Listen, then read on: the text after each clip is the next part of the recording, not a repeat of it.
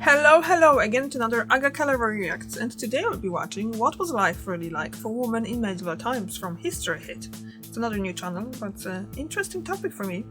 I really like to read science fiction and fantasy books, and fantasy books are often I kind of take them like they often kind of like happening in medieval times. I'm not saying they do, because it's just the way how they've written and all that.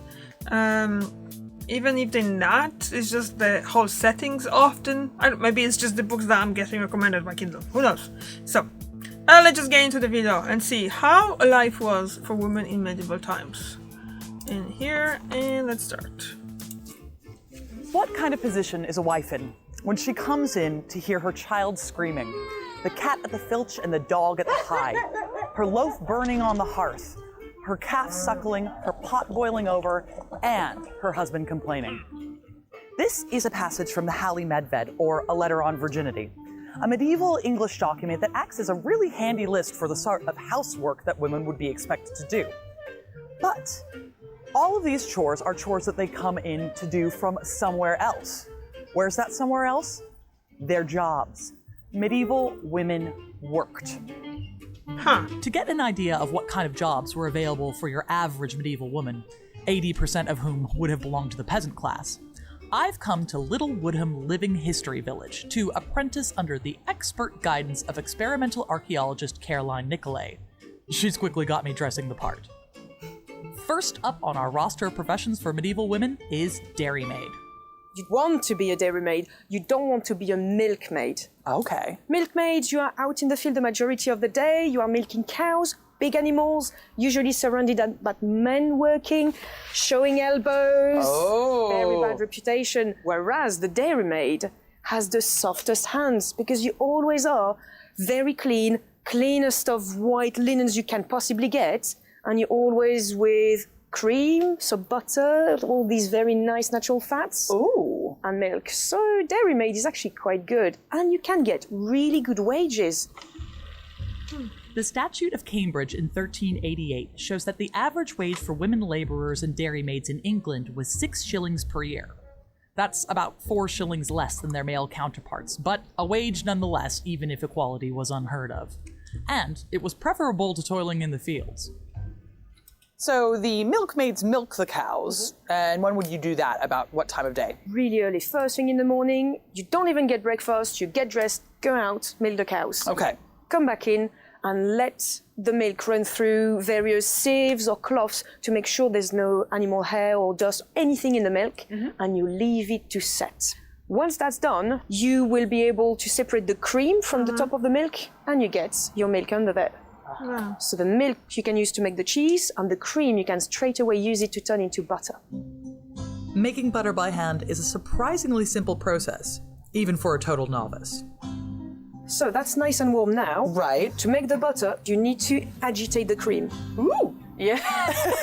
It feels like lotion or something like really that. It does, and you have such soft hands afterwards. So there you go. Look, it's actually really getting very thick really quickly. I can't believe this. So we're kind of really getting it to come together in a nice thick paste. And just imagine coming in off the fields on a cold, rainy day like this and just slathering a nice bit of butter all over some fresh bread. It's going to be amazing.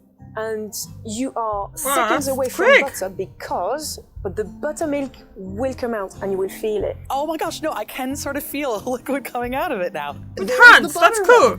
I knew like you can make blown away by how. And you can make cream butter really quickly from warmed cream, just like a whisk or something like that. But I never really seen anyone trying to do it with the hands. That's really kind of cool. Even, a desk girl like me was able to make butter this quickly, with a good teacher. As a peasant household, it made sense to have a daughter who was a good dairymaid. Even for a poorer family with just one cow, you'd still have enough milk to make butter, cream, and even cheese for your home. That's really good butter. It's really good. Super creamy butter. I love it. But if I wanted to bring in actual money, I'd need to get more creative.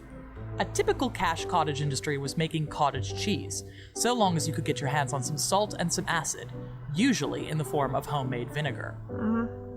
I prefer using cider vinegar or use crab apples to make verjuice. Because it has a nice light flavor, because malt vinegar from the ale is a bit intense. Yeah, that's a lot. Yeah. We'll salt it, and you need to over-salt the milk. So to separate the cheese curds from the whey that we don't want, the acid will do that. So you can pour a bit of vinegar, give it a stir. Yeah, I can see immediately it's just curdling right up, just in the minute it hit. Look at that.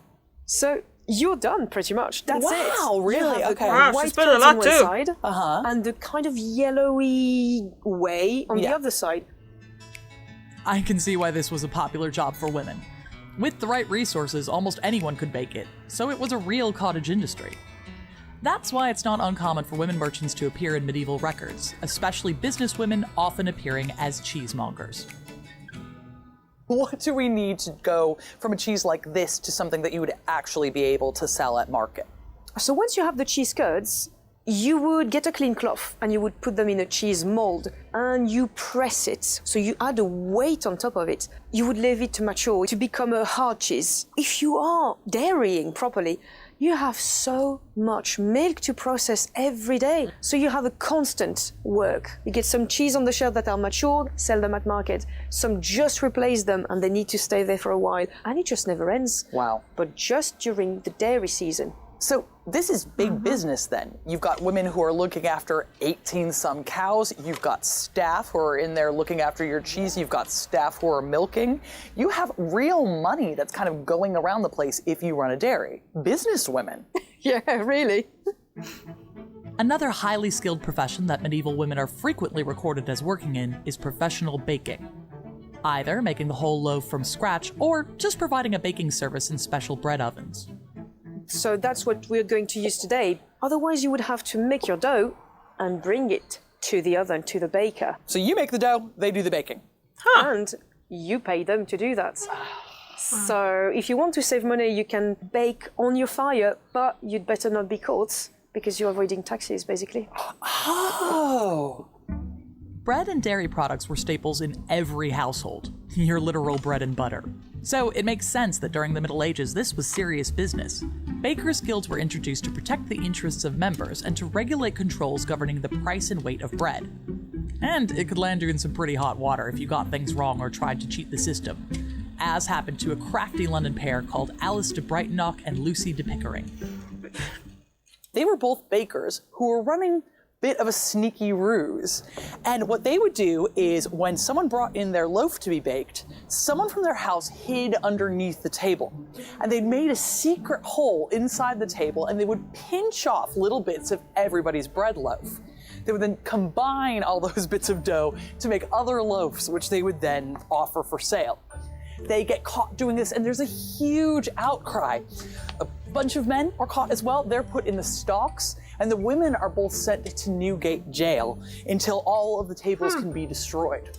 So this seems like kind of a funny story, and well, frankly, it is, but they're literally stealing the bread out of their neighbors' mouths when they do this. It's incredibly dishonorable, and basically they get in huge trouble for it. Because, you know, when someone is doing a bunch of manual labor like this, they expect to get the food at the end.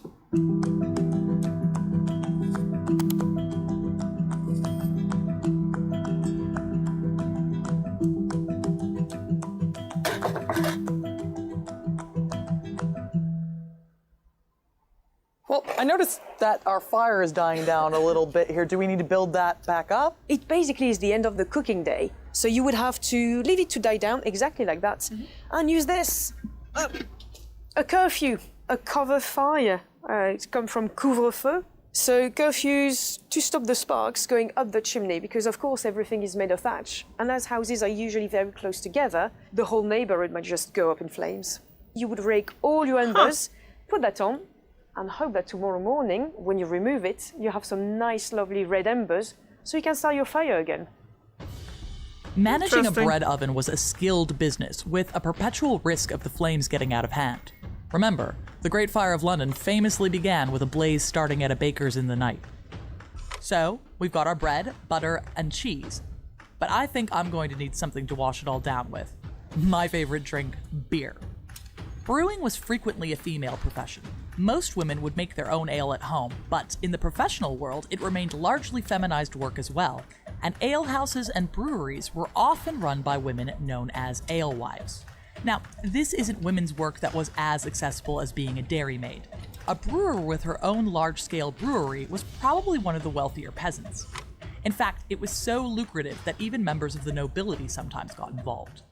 And it was another industry that was heavily regulated with serious punishments for those who made a mistake or tried to skimp on ingredients. And, like most professions in the Middle Ages, it was hot and sweaty business that wasn't without its risks. If you dig into the records, you can find evidence of women involved in accidents as well, such as Lady Juliana de Beauchamp. Her brewing business was profitable enough to employ several female assistants. 2 of her brewing maids were carrying malt to put in a huge vat of boiling water in order to make commercial beer. One of them slipped and fell into the boiling water. The huge vat that they had been using to carry the malt in fell on top of her. They managed to pull her out, but she was scalded to death and she died really shortly thereafter. So while this seems kind of cute and a nice thing to do, it's also important to keep in mind that this is really dangerous. We're dealing with huge quantities of boiling water. You're dealing with really heavy things. So women are doing really dangerous work all the time.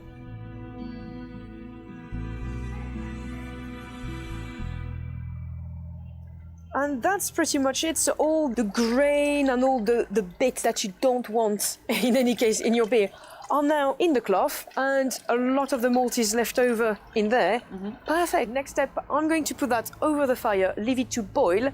And if you had some, that's the point, you would actually add some flavorings to it. Gorse flowers or heather, elderberries when it's in season. I don't like hops. I live in the late medieval England before hops becomes really a thing, and it's really, really bitter. We also see in the late medieval period, as a part of this, people writing pamphlets against the evils of adding hops to beer. They say it's a foreign and continental practice and that it leads to devilry. Ooh, devilry.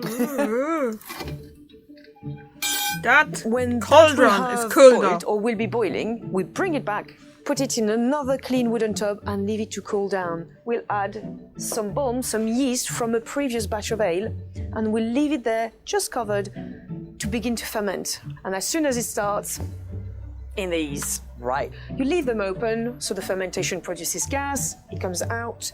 After, say, a couple of days, you can put rather a little cold in there, tap on huh? it, but leave it open. see her breath? And after another day, maybe 2, depending on the time of the year, normally you have fermented, so it means that the yeast will have eaten all the sugars from the malt and turned them into alcohol.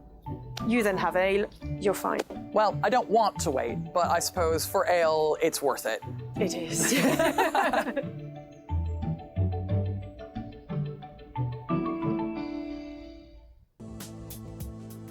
Oh, it's the end? Really?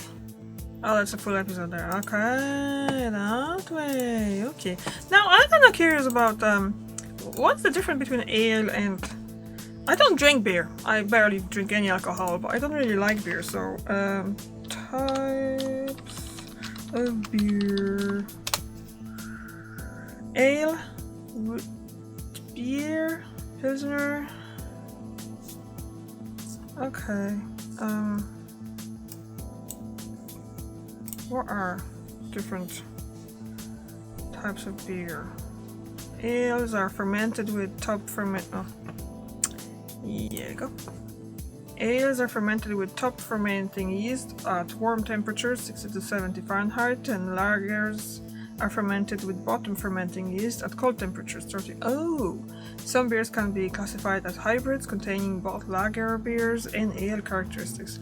Okay, that's cool, I guess. Okay. Yeah, that was kind of cool video. And I learned quite a lot. I kind of curious. Though kind of like we're talking about the fact that this is works that the women did, but when did that changed? I'm guessing actually that never changed, because honestly, if you kind of start looking at other like movies and stuff and some historical things, probably women always were working. It's just that wasn't like well seen. But if you're poor, you have to work. And you know. Yeah. Thank you very much for watching, and I'll see you tomorrow. Bye.